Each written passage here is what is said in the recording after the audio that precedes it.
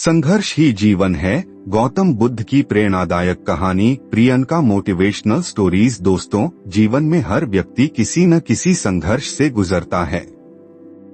कोई धन के लिए, कोई सफलता के लिए और कोई अपने सपनों को पूरा करने के लिए मेहनत करता है। लेकिन क्या सिर्फ मेहनत करना ही काफी है?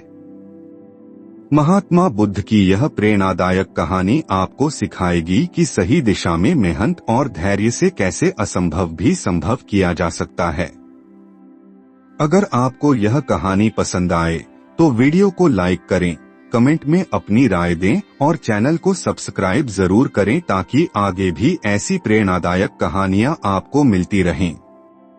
आपका अपना चैनल प्रियंका मोटिवेशनल स्टोरी हमेशा आपको आगे बढ़ने की प्रेरणा देता रहेगा। संघर्ष ही जीवन है। गौतम बुद्ध की प्रेरणादायक कहानी। प्रस्तावना: संघर्ष जीवन का वो पहलू है जो इंसान को मजबूत बनाता है।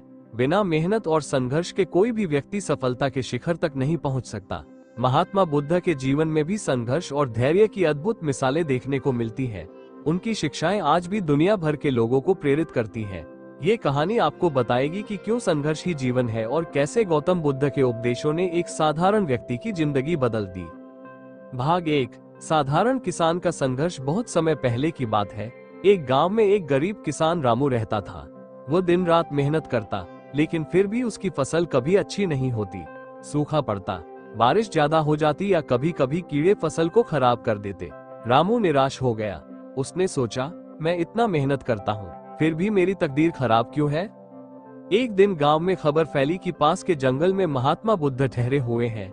लोग उनकी शिक्षाएं सुनने के लिए दूर दूर से आ रहे थे। रामू भी अपने दुखों का समाधान खोजने के लिए वहां गया। भाग 2। बुद्ध से मिला। एक अनमोल पाठ। रामू बुद्ध के पास पहुंचा और बोला, भगवान, मैं बहुत मेहनत करता हूँ, लेकिन मेरे जीवन में कभी सुख नहीं आता। क्या मेहनत करने से भी कोई लाभ नहीं? बुद्ध मुस्कुराए और बोले, क्या तुमने कभी पत्थर पर पानी गिरते देखा है? रामू बोला, हाँ, लेकिन पानी तो पत्थर को तोड़ नहीं सकता। बुद्ध बोले, अगर पानी लगातार गिरता रहे तो वो कठोर से कठोर पत्थर को भी काट सकता है। मेहनत और धैर्य भी इसी तरह काम करते हैं। अगर तुम सच्चे मन से प्रयास करोगे तो सफलता जरूर मिलेगी। रामू ने पूछा, लेकिन मैं तो सालों से मेहनत कर रहा हूँ, फिर भी मेरा भाग्य नहीं बदलता। बुद्ध मुस्कुराए और बोले, संघर्ष का मतलब सिर्फ बाहरी मेहनत नहीं होता, बल्कि अपने मन को भी बदलना होता है। क्या तुमने कभी सोचा है कि तुम्हारी मेहनत में कोई कमी है? रामू सोचने लगा और उसे एहसास हुआ कि वो सिर्फ मेहनत करता था, लेकिन अपनी तकनीक और ज्ञान को नहीं बढ़ा रहा था। वह सोचता था कि सिर्फ हाथ से काम करने से ही सफलता मिलेगी, लेकिन बुद्ध ने उसे बताया कि मेहनत के साथ साथ बुद्धि का उपयोग भी जरूरी है।